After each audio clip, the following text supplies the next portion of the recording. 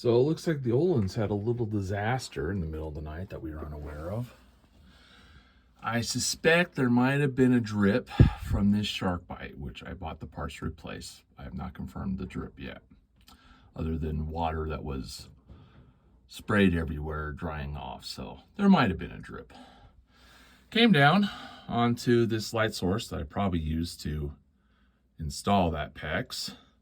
And as you can see, caused a nice little lithium fire, which then melted the hot rubber inside our hot water line. There's the other side.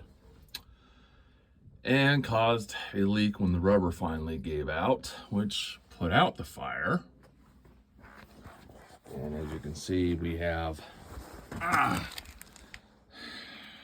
some of the piping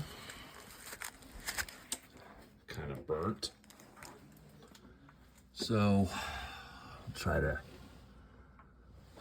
replace this, confirm if that's dripping, and then I'll replace that. And then yeah, interesting day.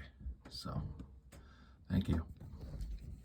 And as you can see, as soon as I turn the water back on, this little bitty drip starts to form.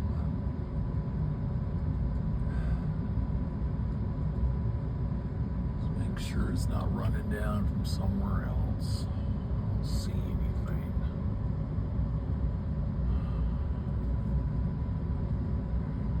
Little bitty drip. Getting slightly bigger and bigger. Alright, gotta replace that corner piece. Yay.